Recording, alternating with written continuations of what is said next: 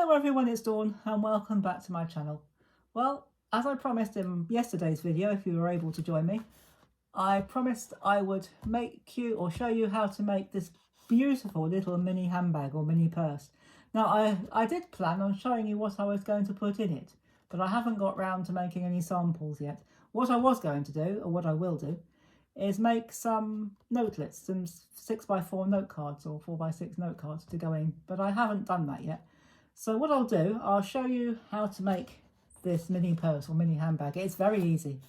So let's get started. You will need, I'm going to use marble paper as I've done before, but it's a slightly different colour. We're going to use blue. So we will need a piece that measures 10 by 6, and you need to score it at 4 inches and at 6 inches.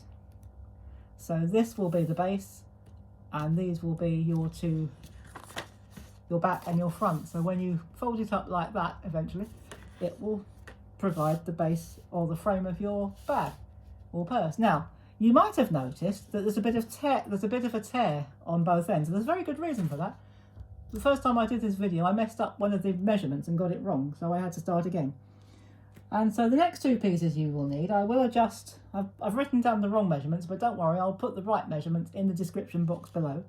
You will need 2 pieces of 4x4 inch, and I usually use hot glue for putting bags together, but because I've had to move my recording area around because of Graham's situation, I haven't actually got a power point anywhere near where I'm sitting, or even enough to put an extension. So what I'm doing, I'm going to use my red runner tape just for this, just to make it easier, because I want that instant stick. If I wasn't worried about how long it took to stick, I'd probably use a liquid glue, but I like the instant stick. So I might go into another corner later on and go back and put some hot glue on it, but for now I'm going to use my red runner tape, or you could use double-sided tape, red liner tape. You can use whatever you like for this, especially if you're only going to put notepad or note cards in it, because it doesn't have much weight, so you don't need a super strong glue. So I had already started this, but you needed a 4x4, and you score at 1 and at 3 inches on one side. Then you rotate it and you score at 1 on one of the other edges, and then all you do, you will be left with 2 little bits, 2 little squares, 2 little tabs, and you just literally use your scissors and cut those off. But I'd already done that before I realised I'd messed up the measurements. So that's what you do. And I've done that, and because I'd already started, I've already put runner tape on it. So you put your glue or your tape, whatever you want to use, and you stick it down like that. So that goes over there, and because I've already got tape on the outer flaps, I don't want to have that sticking to my board, because I'll never get it off in one piece. So what you do is you bring that up like that, line up your edges like that, and stick it down, and then you turn it over and you bring it up like that and stick it down on the other side. Just pull it so that it levels up, and then go in. I'm just going to go in with my fingers. You can use a bone folder if you want to, or the back of a teaspoon, or a ruler, or anything you've got handy, or anything you've got lying around your home, and just give it a good press. So get that adhesive right into that space there. Then you're going to do the same with the other bit, and again, I've already got my runner tape on there. So we're going to stick that down in that gap there like that, and again we're going to bring the sides up, bring them together, do the same on the other side, put your hands in there or whatever you want to use, and give it a good stick. And I'm going to flip that over. That didn't stick down terribly well, but that's because I hadn't pressed it down. So put your hands in there, or your bone folder, and give it a good stick. And there you have the start of your bag, and already it looks great. And we'll be pushing it in a bit. Now the next bit you need is the flap, and I haven't messed this one up, not yet anyway.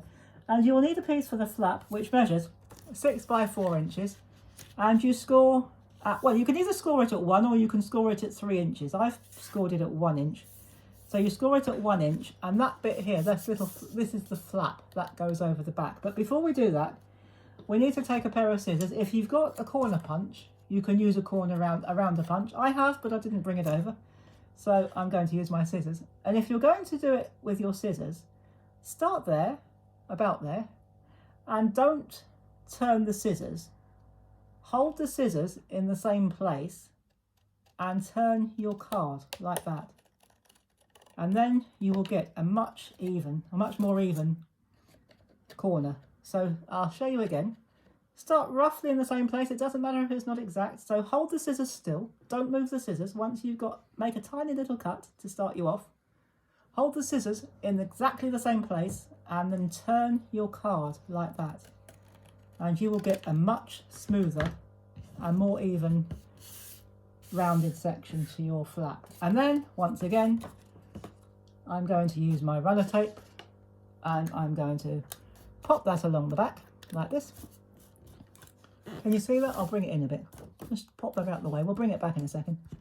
So put that on the inside of your flap. Give it a good coating. Oops. Ah, that's handy. We've run out. Just as well we don't need it anymore. And we're going, if I lay it down, then you can see what I'm doing. So you could stick it on the inside if you wanted to, but I find it folds in better if you stick it on the outside. So arrange it so that the fold line or the score line is just on or very fractionally above the back of your handbag or your purse. So if it's slightly different in colour, don't worry because it still looks attractive. Then we're going to, now which way should we do this?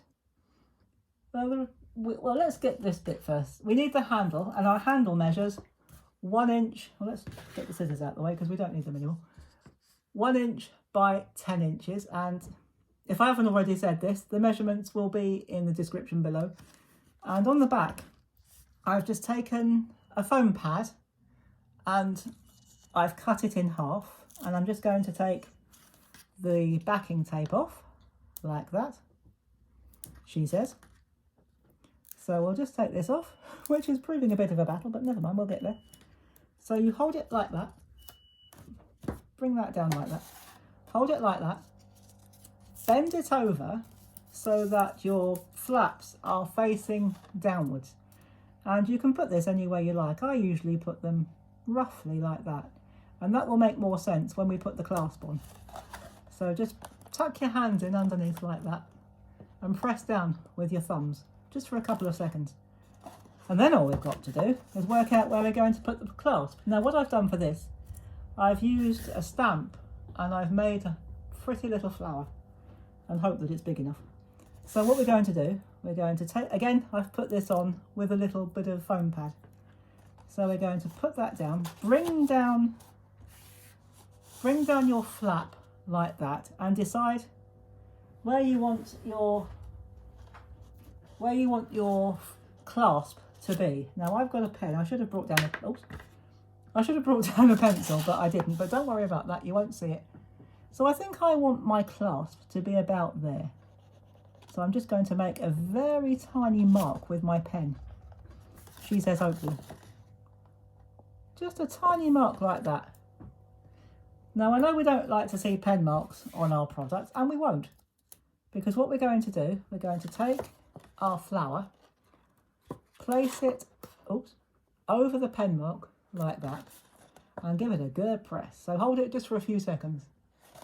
And then all we need to do, put your fingers in the sides like that, where the sides are. Put your fingers in, one that side, and pinch.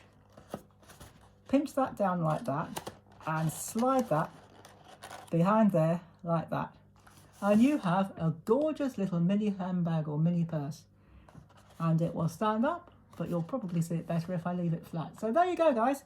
There is our mini purse or mini handbag, which you can use to put in some 6x4 or 4x6 inch note cards, or you can put in jewellery, or you can put whatever you like in this. So that's our project for today. And when you come back next time, it'll probably be Wednesday now, I will show you how to make one of the jewellery boxes. But I won't say which one. I'm not being deliberately secretive, it's just that I haven't decided which one I want to do first. So next time I come back, I will be making one of the jewellery boxes. It'll either be a necklace box, a bracelet box, or a ring box. So if you have a preference that you'd rather see, if there's one of those that you're absolutely busting to see, do leave me a comment.